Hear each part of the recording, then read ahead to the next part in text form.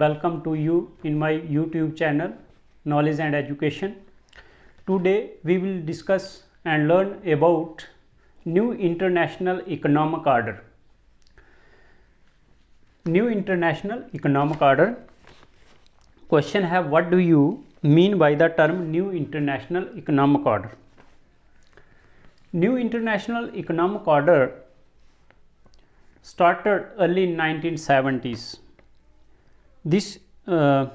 Since early 1970s, the issue of new international economic order has been formal issue in international relations involving the developing countries, third world on the one side and the developed countries, first two world on the other side.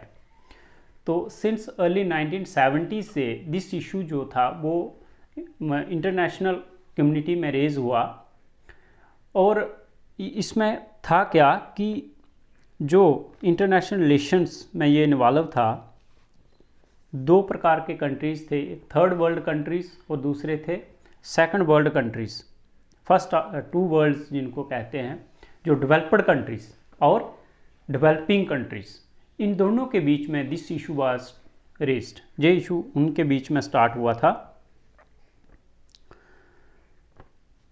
Developing countries of the third world made persistent demand for the establishment of new international economic order. Developing countries of the third world made persistent demand for the establishment of new international economic order (NIEO). तो जो developing countries थी world में, उनकी ये demand start हुई थी कि new international order restructure होना चाहिए। The third world countries regards the restructuring of the existing international economic order as the only way to get out of its present problems of poverty, scarcity, unemployment and economic problems.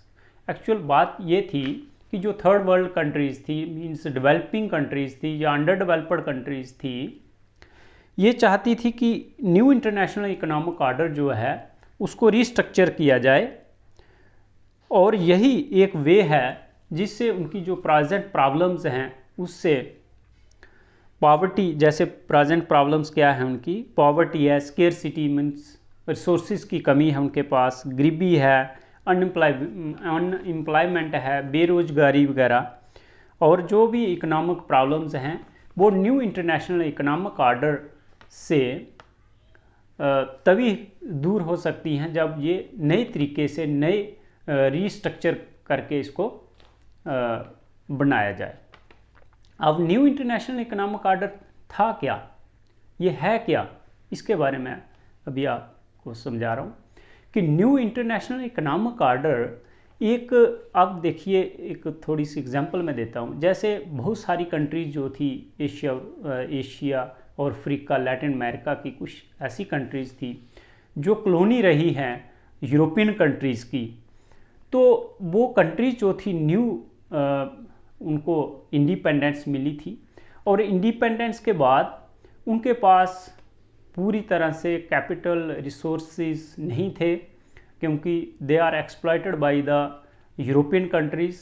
तो जिन कंट्रियों ने उनको अपनी colony बनाया हुआ था उन्होंने उनको ऑलरेडी यूज़ कर चुके थे वो, तो फिर उनको दोबारा फिर से स्टार्ट करने के लिए उनको जो डेवलप्ड कंट्रीज़ हैं, जो रिच कंट्रीज़ हैं वर्ल्ड में, उनसे हेल्प की ज़रूरत थी, एड की ज़रूरत थी। तो वो जो उनकी हेल्प कर रहे थे, ट्रेड कर रहे थे उनके साथ, तो वो इक्विटेबल नहीं था, उनका सिस्टम जो था वो सभी कंट्रीज़ के लिए एक जैसा नहीं था।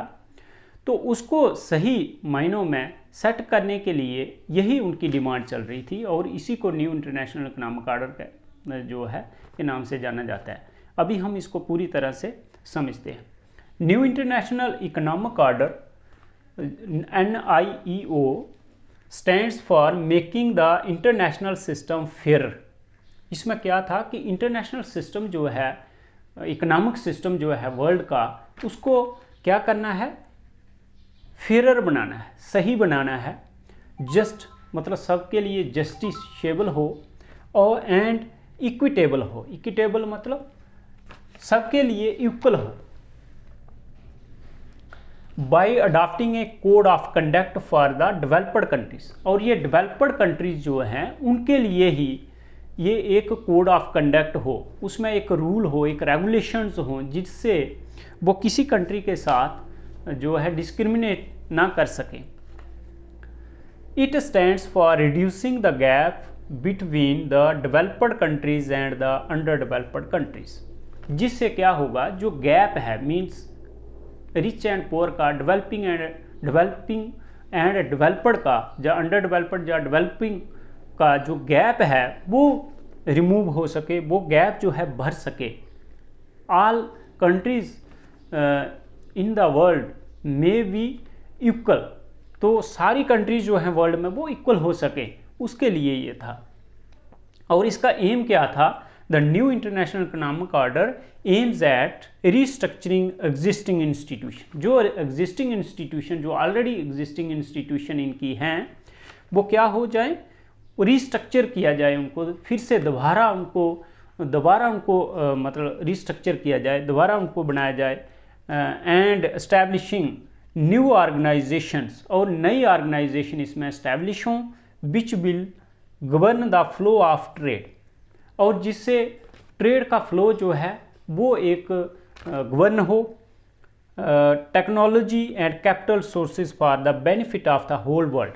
कहने का मतलब ये है कि जो ट्रेड है, फ्लो ऑफ ट्रेड है, वो सब कंट्रीज़ के लिए लिबरल हो जाए, सब कंट्रीज़ को व्यापार करने का, बिजनेस करने का, इन्वेस्टमेंट करने का, या जो हेल्प लेने का, टेक्नोलॉजी लेने का, कैपिटल मशीनरी लेने का मौका मिले, और जो पूरे होल वर्ल्ड के लिए बेनिफिट हो, in general and developing countries in particular. तो जनरल मतलब सभी कंट्रीज़ के लिए, और ख़ास तौर से जो डेवलपिंग कंट्रीज़ हैं, जो अभी तरक्की कर रहे देश हैं, उनके लिए। अब इसके साथ है मेजर थीम्स और AIIMS and issues of new international economic order. देखिए, न्यू इंटरनेशनल इकोनॉमिक ऑर्डर था कि एक न्यू हो इकोनॉमिक ऑर्डर, वर्ल्ड में एक नया इकोनॉमिक ऑर्डर लाना था, रीस्ट्रक्चर करके वर्ल्ड में। ये डेवलपिंग कंट्रीज़ की डिमांड थी, और उसके अकॉर्डिंग डेवलप्ड कंट्रीज़ को ये रीस्ट्रक्चर करना था, जो ट्रेड रिलेटेड जो इकनॉमी और कैपिटलिस्ट को वर्ल्ड में इक्वल, फेयर और जस्ट करने के लिए। अब इसके मेजर थीम्स और एम्स क्या हैं, कि मतलब क्या मेन एम क्या है, मेन थीम क्या था इसको न्यू इंटरनेशनल इकोनॉमिक ऑर्डर को बनाने का, रीस्ट्रक्चर करने का। वो है restructuring of world economic relations. First है कि वर्ल्ड में इकोनॉमिक रिलेशंस को रीस्ट्रक्चर करना मेन एम था, मेन थीम था इसका। The major theme of new international economic order is the urgent need for restructuring the whole world economic relation on just and reasonable basis। मतलब world के economic relations को, trade relations को restructure करके एक just और urgent need थी इसकी, just और फेयर करने के लिए। न्यू इंटरनेशनल इकोनॉमिक ऑर्डर का मेन एम ही यही था कि जो वर्ल्ड में इकोनॉमिक रिलेशंस हैं उनको रीस्ट्रक्चर करके नए तरीके से नए कोड्स ऑफ कंडक्ट लगाकर उसको जस्ट और फेयर बनाया जाए पूरे वर्ल्ड के लिए। Second, institutional changes. अब इसमें इंस्टीट्यूशनल चेंजेस भी सेकंड एम था इसका, सेकंड थीम था कि इंस्टीट्यूशन जो इसको चला रही हैं, जो इसको इसमें काम कर रही हैं, उनको नीड थी कि उसको रीस्ट्रक्चर उनको भी किया जाए, चेंज किया जाए, और सही जो इंस्टीट्यूशंस हैं कोऑपरेशन करके वो इसमें लाए जाएं। The advocate of new international economic order emphasis the restructuring of the existing rules. जो एग्जिस्टिंग रूल हैं उनको री एग्जिस्ट करना है, उनको दोबारा फिर से रीस्ट्रक्चर करना है। एंड रेगुलेशन, जो रूल और रेगुलेशन हैं इसमें, उनको भी, उसमें भी सुधार लाया जाए। And formation of new institutions and system, और इसमें एक नया इंस्टीट्यूशन और सिस्टम जो है वो जो है फ्रेम किया जाए। और कोऑपरेशन अमंग नेशंस, और नेशंस में इंटरनेशनल लेवल पे कोऑपरेशन लाया जाए। Third, end of protectionism. अब देखो जो प्रोटेक्शनिज्म है, अपने आप को जो डेवलप्ड कंट्रीज़ प्रोटेक्ट कर रही थी, सेल्फ इंटरेस्ट ही देखती थी, इसमें डेवलपिंग कंट्रीज़ का इंटरेस्ट नहीं देखा जा रहा था, वो प्रोटेक्शनिज्म जो है उनका, उसको भी ख़त्म किया जाए, एंड किया जाए। New international economic order stands for eliminating the existing system of protectionist.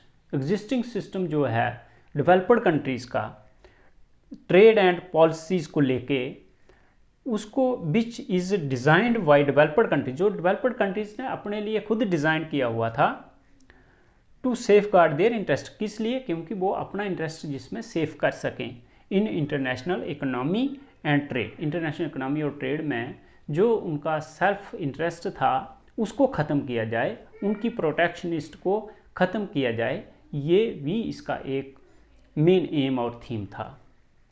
और फोर्थ है सेल्फ रिलायंस। सेल्फ रिलायंस हो गया कि आत्मनिर्भर बनाना, सेल्फ डिपेंडेंट बनना। डेवलपिंग कंट्री चाहती थी कि वो भी सेल्फ जो है डिपेंडेंट हो जाएं, सेल्फ रिलायंस बन जाएं। द मेजर एम और theme of new international economic order is self reliance, मतलब आत्मनिर्भर बनना। तो आई होप आपको ये समझ आ गया होगा। तो आप इस चैनल को सब्सक्राइब करें क्योंकि अपडेटेड वीडियोज़ आपके पास पहुंचते रहें। Thank you.